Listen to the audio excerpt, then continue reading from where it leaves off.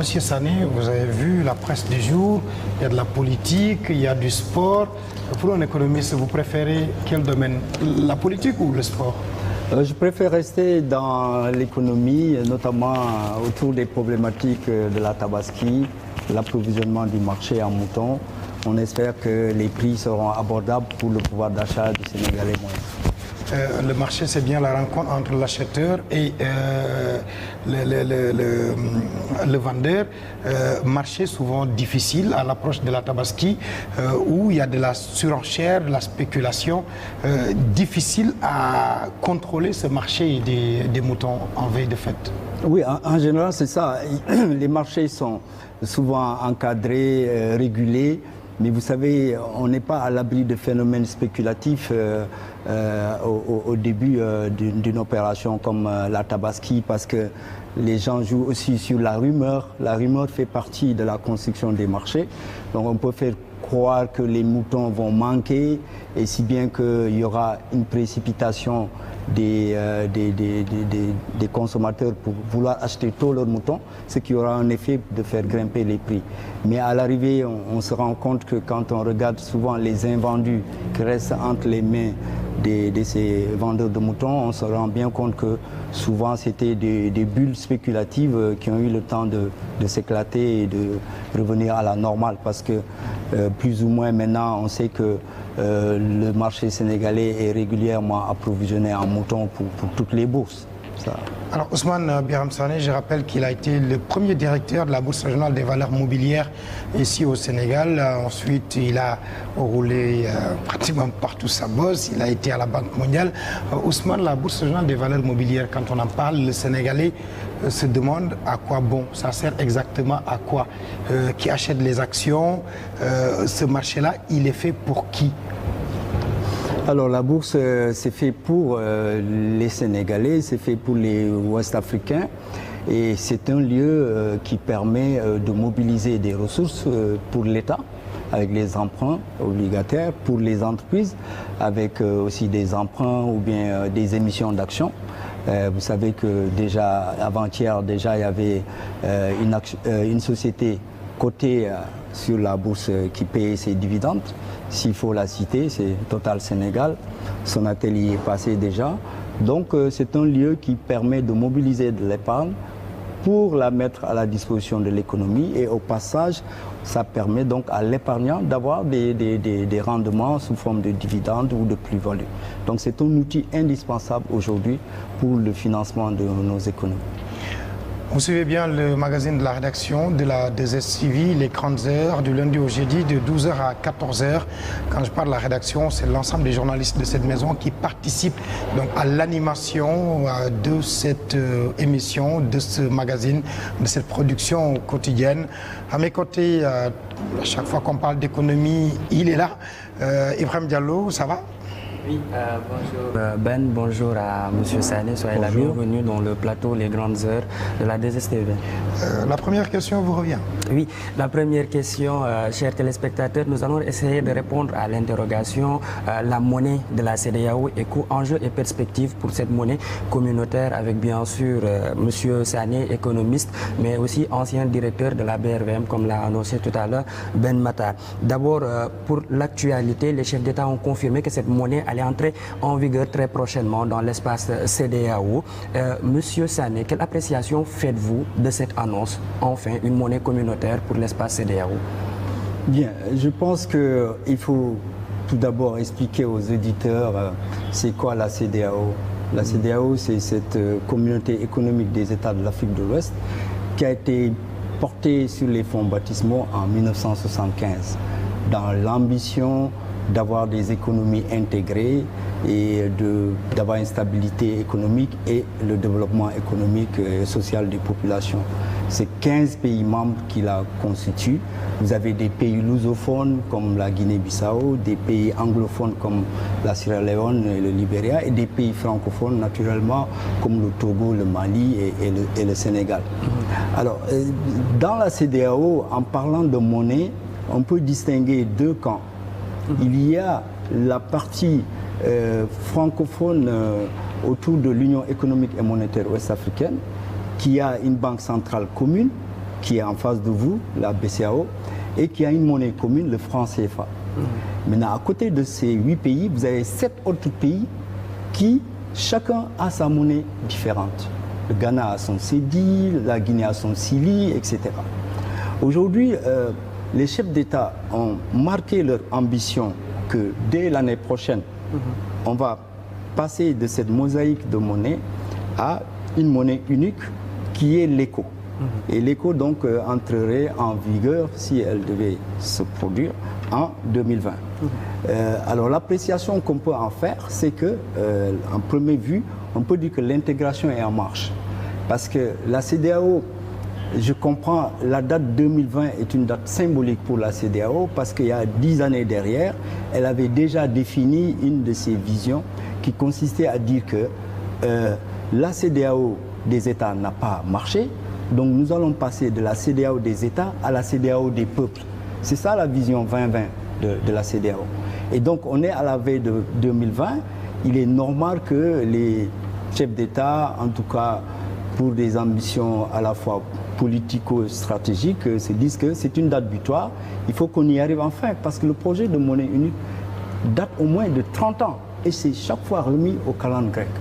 Nous pensons que cette fois-ci, nous tenons le bon bout par rapport à cet objectif, qui reste ambitieux, parce que est-ce qu'on peut dire que dans 6 mois, l'éco va circuler, ou bien que dans 6 mois, vous continuerez tranquillement à payer en francs CFA, le Ghanéen continuera à payer en CEDI. C'est la grosse problématique aujourd'hui. Oui, la grosse problématique, mais d'abord, comme vous l'avez dit, il y a eu cette première polémique concernant cette monnaie, c'est-à-dire le nom éco. Beaucoup de personnes se sont demandé pourquoi pas Kola ou autre chose qui sonnait beaucoup plus africain, vu cette interpellation par rapport à la CEDEAO des peuples pour répondre à la tradition africaine. Oui, j'ai même entendu certains qui disaient pourquoi pas l'afro, etc. On peut être pour ou contre, hein. On peut être contre en disant que j'ai même lu que écho sonnait comme un écho à l'écu, donc c'est pas assez original. Mais aussi les défenseurs de ce nom se disent que dans écho, dans ECOWAS, vous avez écho. Vous savez, ECOWAS, c'est le sigle anglais de la CEDEAO. Oui. Donc, en enlevant ce préfixe ECO, on aurait ici une bonne appellation qui mettrait à l'aise à la fois les francophones et les anglophones. Et peut-être c'est là... C'est un consensus alors. C'est ça qui a fait peut-être l'objet du consensus, ECO étant le diminutif de ECOWAS. Oui, consensus sur le nom. Maintenant, quel avantage pour cette monnaie-là, compte tenu du contexte socio-économique dans lequel est plusieurs pays de la CEDEAO? L'avantage de cette monnaie-là, pourquoi nous, aujourd'hui qui sommes au sein de l'Union économique et monétaire ouest-africaine, devons-nous laisser le franc CFA au profit de ECO? Alors, je pense qu'il y a 2 aspects dans votre question. C'est quel est l'avantage de l'ECO et pourquoi devrions-nous laisser le franc CFA au profit de l'ECO? Je vais scinder la réponse en 2.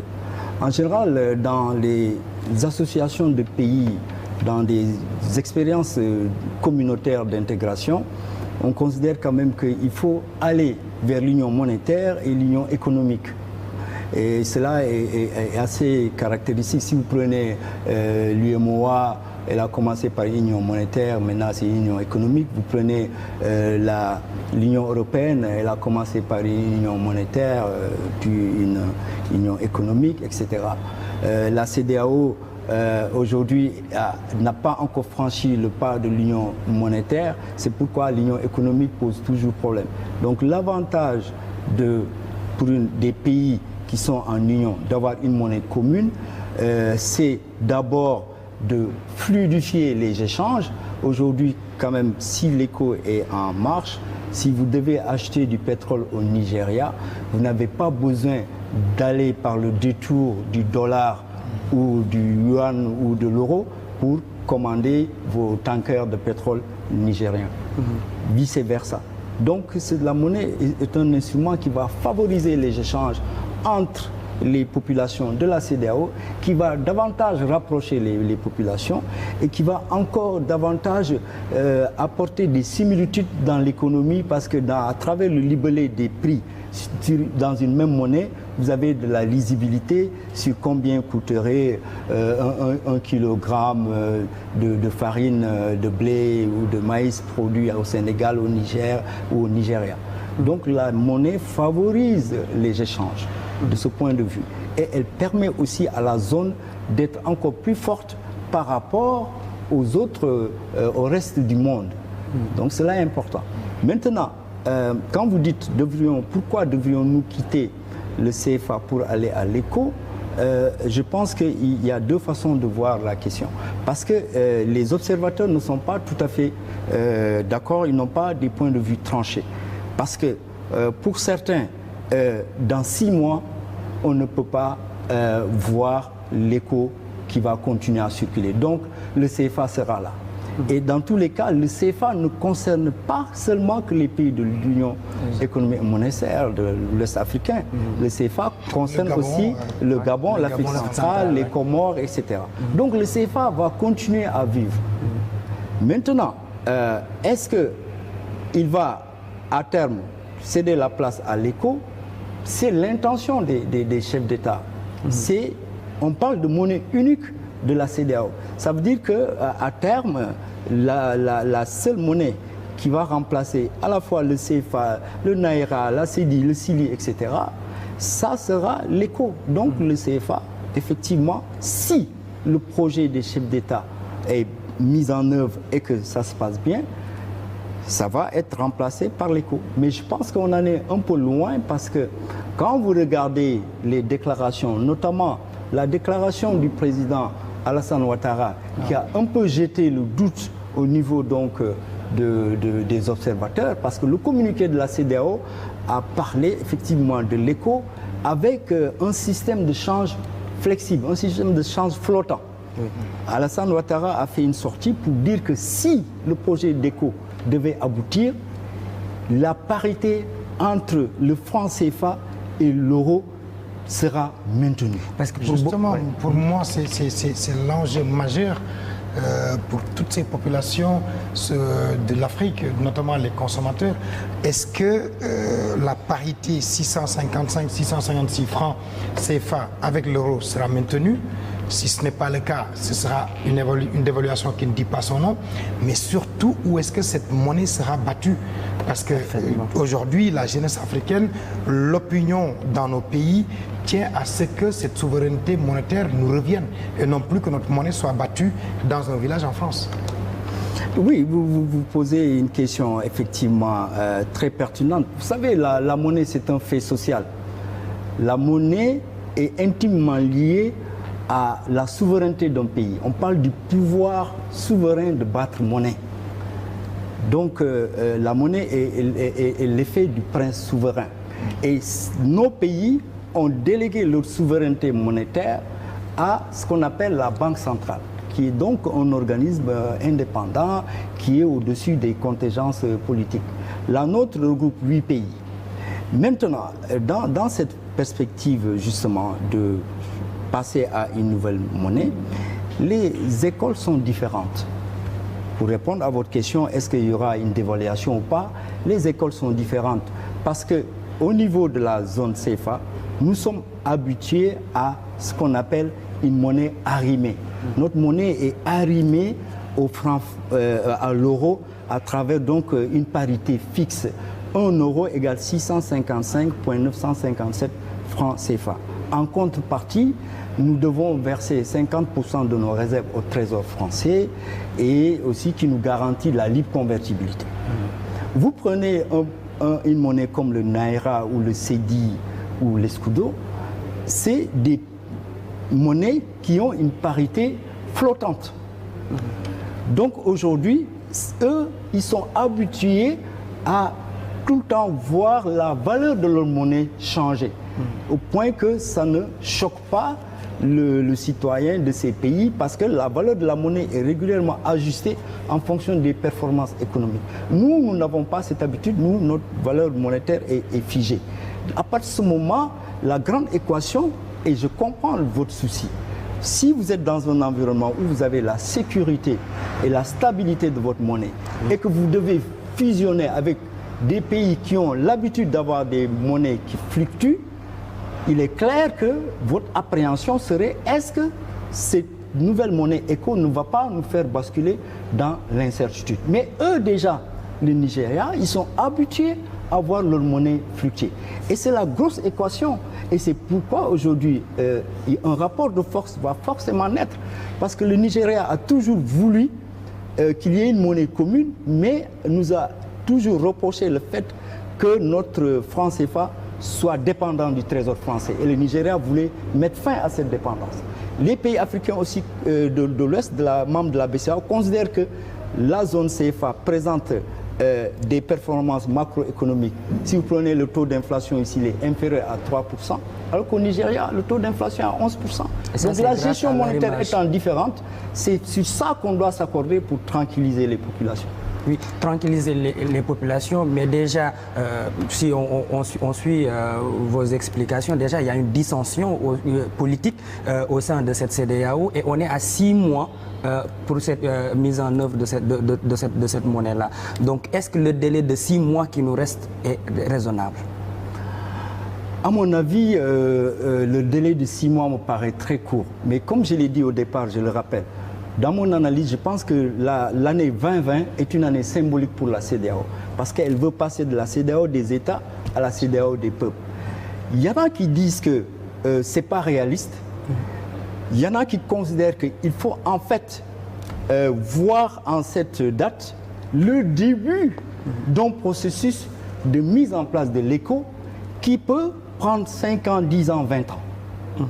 Alors, je penche plus pour cette thèse parce que pour que l'éco puisse se mettre en place, il y a des critères que les pays doivent respecter. On parle des critères de convergence. Pour que vous ayez une monnaie commune, il faut que vous soyez en harmonie, il faut que vos économies soient convergentes. Parmi ces critères de convergence, on dit par exemple que le déficit public ne doit pas dépasser 3% du PIB. On dit que votre endettement ne doit pas dépasser 70% du PIB. Or, vous savez, dans les pays de la CEDEAO, il y a des pays qui sont à des taux d'endettement qui sont supérieurs à 100% de leur PIB, des pays comme la Gambie par exemple. Et par contre, vous avez des pays comme le Sénégal dont le taux d'endettement est inférieur à ce ratio. Parce que, aussi, le fait qu'on soit membre de la Banque centrale, de l'UEMOA, nous avons déjà une tradition de gestion monétaire communautaire et d'aller vers les critères de convergence et le respect. Quand vous prenez le taux d'inflation, ici on est à moins de 3%, au Nigeria vous êtes à 11%. Donc tant qu'on n'harmonise pas ces questions, on risque d'avoir des problèmes. Souvenez-vous, dans l'Union européenne, il y avait toujours le casse-tête de la Grèce qui n'arrivait pas à suivre les critères de convergence de l'Union européenne, qui est toujours le dernier de la classe. Et justement, si jamais on a cette monnaie, est-ce à dire qu'on n'aura plus ces Français membres du conseil d'administration de la BCEAO avec un droit de veto qui, à la limite, bat en brèche toutes les ambitions, toute la volonté des autres pays membres? Je pense que si on se projette, et pour qui connaît le leadership que le Nigeria a toujours voulu exercer sur la CEDEAO, il est à peu près certain, et les Nigérians n'ont jamais affiché leur antipathie vis-à-vis de nos rapports avec le Trésor français, il est à peu près certain que la CEDEAO n'acceptera pas ce tutorat de la France sur l'éco, tel qu'on le voit aujourd'hui dans la zone CFA. C'est à peu près certain. Parce que pourquoi, par exemple, on serait sur le tutorat de l'euro? Pourquoi pas sur le tutorat du dollar? Pourquoi pas le yuan? Parce que aussi la Chine aujourd'hui développe des relations avec les pays ouest-africains. Si vous prenez aujourd'hui les transactions sur le plan international, presque 90% des transactions aujourd'hui sont libellées en dollars.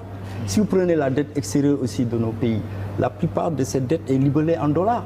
Donc pourquoi ne pas s'adosser au dollar? Pourquoi l'euro, etc. Mais par rapport vraiment à la gestion monétaire, je vois mal une puissance extérieure à la CEDEAO siéger au conseil d'administration de cette future institution monétaire. Toujours une question avant l'arrivée de...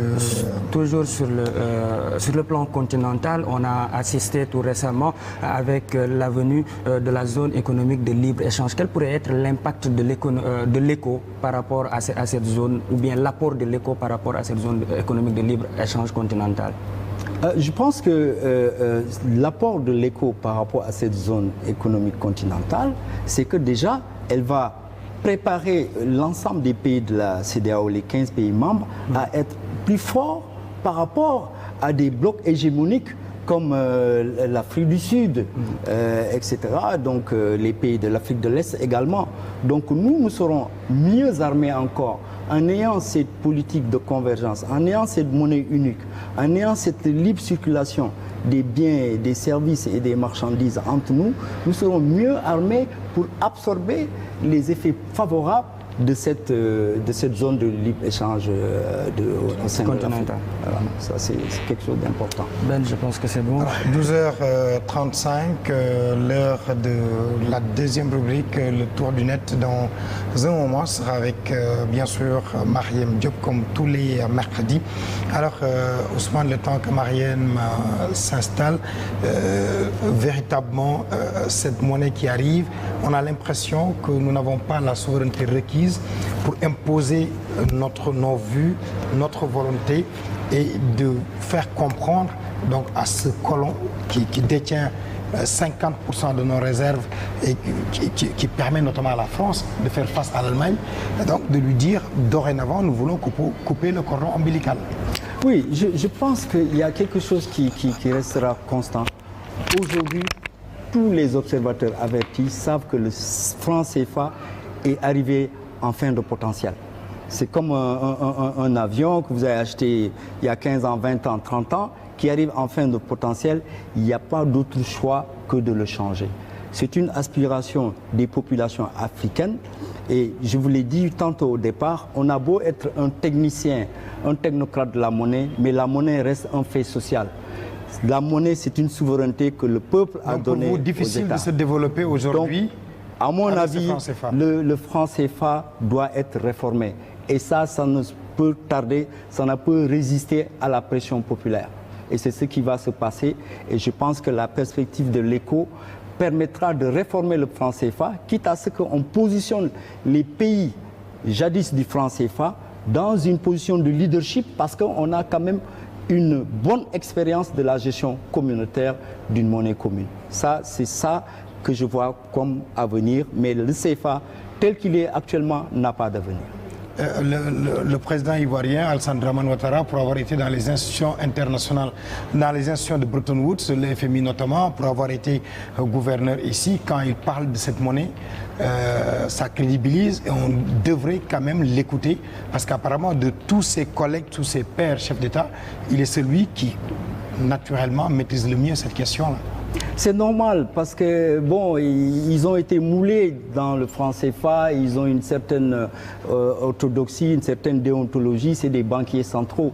Mais il faut écouter le peuple, les aspirations du peuple, personne ne peut les repousser.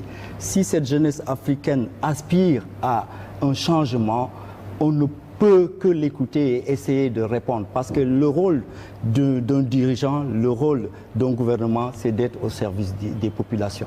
Et si la pression populaire veut qu'on change le CFA, je pense que cette monnaie doit être réformée et passer à autre chose, à mon avis. On a assez de populaire, ce n'est pas une question, une problématique soulevée juste par l'élite. Moi, je mets plus l'accent sur l'aspiration populaire parce qu'on a souvent essayé d'enfermer ce débat en débat de technocrates. Or, si on reste dans la technocratie, on va toujours dire que non, c'est pas sûr, c'est pas ceci, c'est pas cela. Mais moi, je pense que le souverain, c'est quelqu'un qui est à l'écoute de son peuple. Si la jeunesse africaine dit que nous ne voulons plus de ce franc CFA, nous avons l'obligation, nos techniciens, nos économistes, de répondre à cette aspiration pour voir quelle est la monnaie qu'il faut pour répondre aux aspirations de nos populations. À mon avis, le CFA est arrivé en fin de potentiel. On ne peut pas continuer avec une monnaie pendant 59 ans, 60 ans sans la réformer. Ce n'est pas possible. Il faut qu'on accepte d'apporter des réformes. Et ça, un pays ne peut pas marcher avec des réformes, sans des réformes. Il faut tout le temps réformer, remettre en cause pour aller de l'avant. Et je pense que le CFA ne peut pas se soustraire à ce changement. Ousmane Biram Sané, premier patron de la BRVM, la Bourse régionale des valeurs mobilières ici au Sénégal, économiste, il est donc l'invité de ce midi. Ousmane, l'écho avec l'exploration pétrolière qui arrive au Sénégal, horizon 2023, vous vous dites, même si le CFA est arrivé à bout de souffle, ce serait bien que cette exploration se fasse avec une monnaie nouvelle dont le taux de change serait fluctuant. Écoutez, je pense que ce qu'il faut souhaiter, c'est que quelle que soit la monnaie qui sera là au moment où le Sénégal va produire son premier baril de pétrole, il faut souhaiter que ce soit une monnaie crédible, une monnaie convertible, une monnaie bien gérée, pour que nous puissions effectivement mieux valoriser nos ressources naturelles que sont le pétrole et le gaz. C'est important. Et normalement, l'avènement de ces ressources aussi, leur exploitation, va contribuer à renforcer aussi notre monnaie, quelle que soit celle qui serait là. Bon, maintenant, c'est clair que si vous rentrez dans des considérations de monnaie fluctuante, nos pays ont des difficultés à soutenir les chocs exogènes. Par exemple, on a vu le cas du Nigeria. Quand le prix du baril de pétrole baisse, le Nigeria a mal pendant que le Sénégal sourit. Parce que nous, la facture pétrolière nous coûte cher, donc quand le prix du pétrole baisse, nous sommes vraiment contents parce que ça fait moins de devises à sortir. Mais pour le Nigeria, ça fait moins de devises à entrer. Donc vous voyez, ces questions techniques-là sont aussi importantes. C'est pourquoi ce qui est important, c'est d'avoir une monnaie forte, une monnaie bien gérée, une monnaie crédible. Quand on a annoncé votre arrivée sur ce plateau, sur la page officielle de l'émission, il y a une question qui revenait sans cesse. L'écho serait la monnaie juste des pays qui partagent le CFA en commun, ou donc au niveau de l'UEMOA, ou ce sera la monnaie de l'espace CEDEAO en général? Non, l'écho sera la monnaie de l'espace CEDEAO des 15 pays membres de la CEDEAO. Ça, c'est clair. D'où la difficulté de sa mise en œuvre. D'où la difficulté de sa mise en œuvre, parce qu'il faudra que ces pays aillent vers le respect des critères de convergence. C'est pourquoi moi je me dis que 2020 est un point de départ d'un processus de mise en place de cette monnaie qui peut prendre 5 ans, 10 ans. Mais je ne pense pas que dans 6 mois, qu'on verra des billets ou des pièces d'éco circuler. Je ne pense pas. Je pense qu'en janvier prochain ou en juillet prochain, vous et moi, nous serons là encore à utiliser notre franc CFA. Mais ça n'empêche pas le processus de mise en place de cette monnaie à travers les politiques de convergence, à travers un projet de banque centrale fédérale, etc., à travers des textes juridiques qui seront dans les 3 langues de la CEDEAO, le portugais, le français et l'anglais. Donc c'est un processus, vous savez, même l'Union européenne, ça a pris des dizaines et des dizaines d'années avant qu'il n'arrive à la mise en place de l'euro. Donc ce processus prend du temps. Mais il faut démarrer aussi pour que ça ne soit pas toujours renvoyé dans les calendriers. Mariam, une question. Une monnaie unique alliée à une zone de libre-échange qu'est la ZLEC, c'est vrai que ça suit une logique, c'est des mesures structurelles en faveur du développement économique. Alors, quels seraient les impacts en faveur de notre économie? Oui, je disais tantôt, aujourd'hui, si la CEDEAO a une monnaie unique, elle est encore mieux armée par rapport donc à la zone de libre-échange, parce que ça fera que déjà nous, à l'intérieur de nos frontières, nous avons des marges de compétitivité, prix, des marges de compétitivité, coûts, etc., qui feront que à l'intérieur de notre espace, nous pouvons renforcer nos échanges et également être prêts à absorber les aspects favorables de ce grand marché qui est donc l'Union africaine. Donc c'est tout à notre bénéfice que nous ayons une zone économique et monétaire bien intégrée au moment où on va vers un marché africain plus large. Mais cela suppose aussi que notre monnaie soit crédible. Vous savez, la première qualité d'une monnaie, c'est sa crédibilité. Exactement. Crédibilité interne vis-à-vis des populations, crédibilité externe vis-à-vis donc du reste du monde.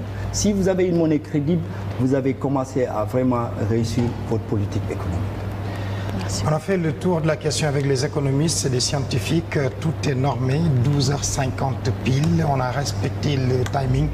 Merci à vous, Ousmane Sané. C'est un plaisir de vous retrouver. Ça fait pratiquement 15 ans que je ne vous vois pas. On était jeunes journalistes. On allait à la chambre de commerce pour voir, comprendre ce qu'est la Bourse nationale des valeurs immobilières. Ouais. Quand on vous retrouve plus de 10 ans après, on se dit que des chemins parcourus. Merci à vous. Merci Ben, merci à 2STV, merci à Diallo et c'est toujours un plaisir d'être à votre service sur les plateaux.